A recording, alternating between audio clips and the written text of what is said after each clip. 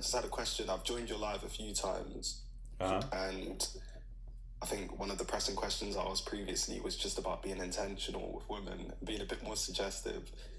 Um, Speaking of that, when it comes to using Hinge, how can things be escalated? I know earlier you did touch on it. You were saying, try to schedule dates as soon as possible. Try not to stay in the tech zone. Is there ever a time where it's too quick, and maybe it comes across intense? Because that's one thing I'm trying to navigate Right. at the moment. I got you. I'll show you how I think about it. Are you familiar with my concept of spark and safety, the two sides of attraction? I'm not. I gotta give the speech again. The mods know I hate having to do this. It's all good. Okay, I'll do it again. All right. So there's two sides of attraction, right? Spark and safety. Spark is anything that emotionally stimulates a woman. It makes her desire you. It makes her crave you, right? So some traits to give off spark will be looking good, smelling good, dressing well, being charismatic, knowing how to navigate socially, right? Um, Having a good sense of humor, being bold, being confident, right? All of these things give off spark, right? Right. They make women desire you. Safety is anything that makes a woman feel safe and connected, okay? So some traits that give off safety would be like being a protector, being a provider, showing genuine interest in her world, um, emotional intelligence, emotional attunement, right? These are things that give off safety.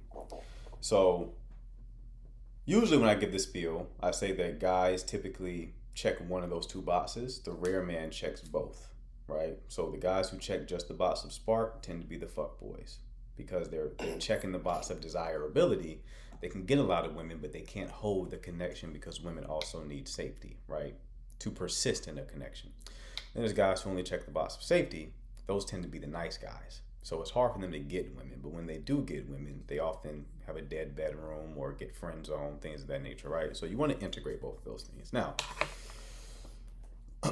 this applies to every domain of attraction. So everything I just said about spark and safety applies to when like you approach a woman, when you get her number, when you text her, when you take her out on a date, all the way to your relationship. When someone comes to me and their relationship is failing, it's normally failing around the axis of spark or the axis of safety. Once I make that determination, I know the solution. But anyway, we're getting too deep into the weeds.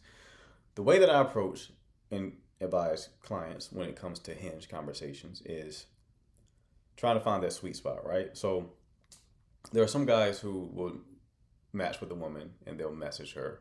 They may send some emojis of like I've seen guys send like two glasses clinking, like the toast emoji, Yeah, right? crazy, crazy. Those are Chads though, right? Those are like the best 6'4", real handsome guys, maybe athletes. They can get away with that kind of shit. Generally, the general male population can't get away with that shit, right? So you can't do that. Um, so what you want to do, and the way that I would suggest it, the way I think about it is, once you check the box of spark and you check the box of safety, move on to logistics. Right. So what does that look like practically? Maybe you start the conversation with like a bit of flirtation, right? So you can do a little bit of flirtation. You establish a vibe. Maybe she responds positively to your flirtation.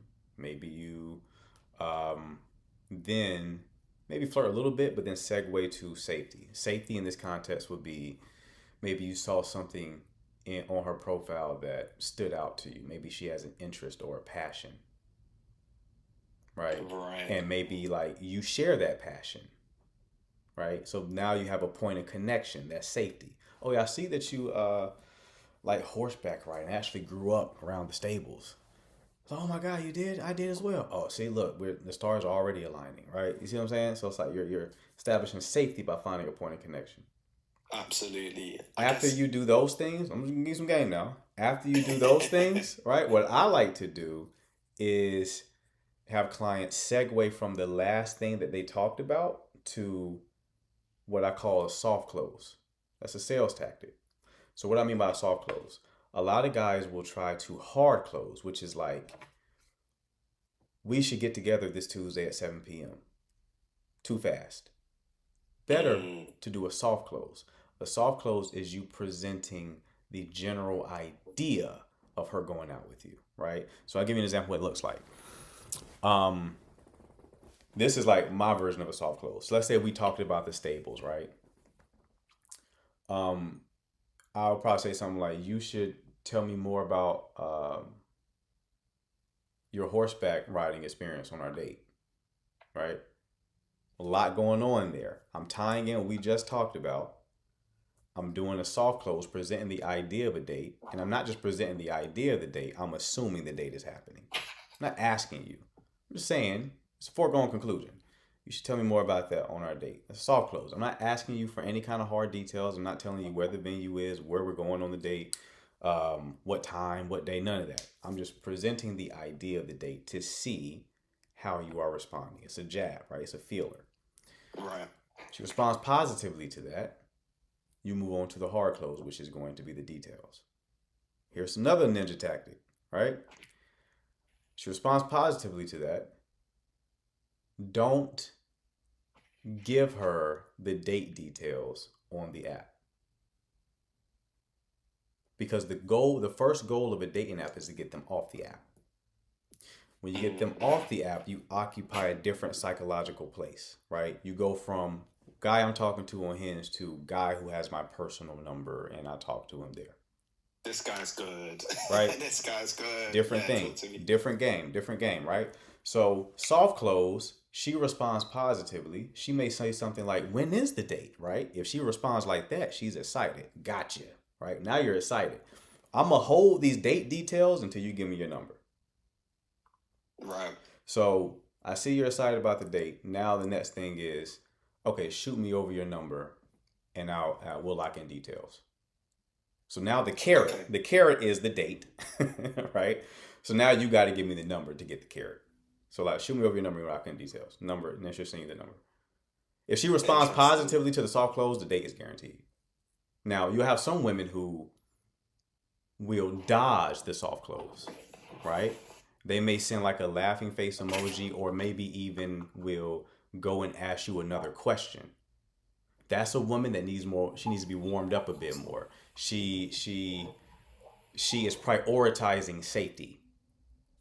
So if she's talking to you a lot, and that's why there's so much nuance with this stuff. So if you are seeing a woman who is writing, she's asking you questions about yourself. She's not just answering your question. She's also writing a lot. That's sub-communicating. She's has a higher degree of investment in this connection, right? Okay.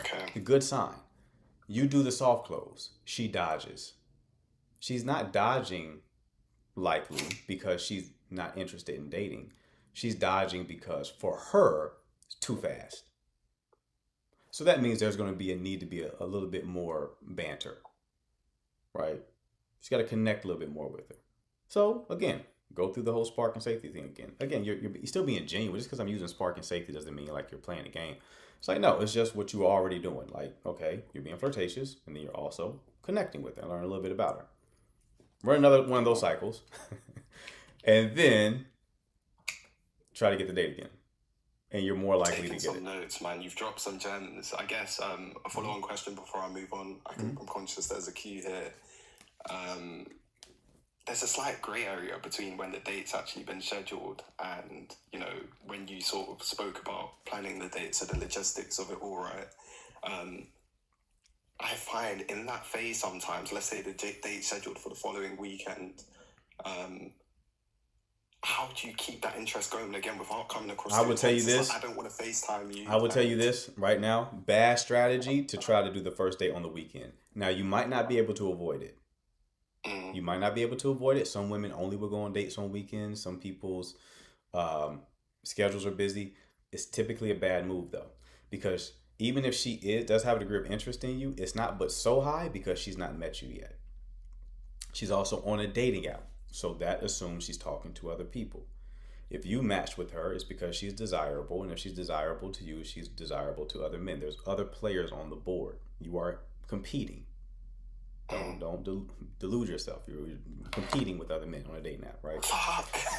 So, what are you doing when you're asking a woman, a desirable, and this is even more true the younger she is too, by the way, a desirable woman, on a weekend date? You are positioning yourself to compete with whatever other interesting things she could be doing that day. So if her friends call her and say Drake's in town, she has a concert, I got last minute tickets. Guess who getting canceled on? Yeah, exactly. They're seeing Drake. Right. So and that's why I say the younger they are, the more this is a problem, because a 22, 23, 24-year-old girl who's very beautiful, she's in the prime of her life, like always have weekend plans, right? You don't want to position yourself to compete with something more interesting. Right. So a weekday. Now, after you get the first date, you can get the first date. Her experiencing you, her interest can rise, obviously, because now she's seeing how dope of a guy you are. Now she may position herself to actual cancel plans. But that first date, you got to make that first date as frictionless as possible. Right. What about if it's suggested for a Sunday? Pre-work anxiety, you could be doing other things, thinking about work, beating your ass for the week, but I'm choosing to spend it with you. Is Sunday a bad day as well, speaking of the weekend, or no? Yeah, it's also a bad day for a different reason. Saturday is a bad day because of like fun things going on. Sunday is like, they already have the Sunday scaries, putting them in like an anxious state. And now it's like, now I gotta also get ready to go see this guy. I gotta go put my makeup on and actually prepare for the date. And it's like, do I want to do that? Because I gotta work tomorrow. Yeah. Right. Yeah. I was a Thursday guy, bro. I'm not gonna lie to you. But I'm also an entrepreneur. So it's like, even before I did what I'm doing for a living now, I was a freelancer. So I've always had like time freedom. So I would do like a Thursday coffee. You know what I mean? Midday. Yeah. Or even Thursday evening, barcade, something like that. So yeah, the day's gonna be tricky. I mean, it can still happen. I'm just telling you, like, strategic. It's just not the best option. Right. It can happen. It's just not the best option. But you've dropped some gems, man. I've got to walk away with. So I appreciate you always, my guy. Absolutely, bro. Keep me posted on how it goes now. All right. I will do. My man. Take it easy. My man. You take care, bro.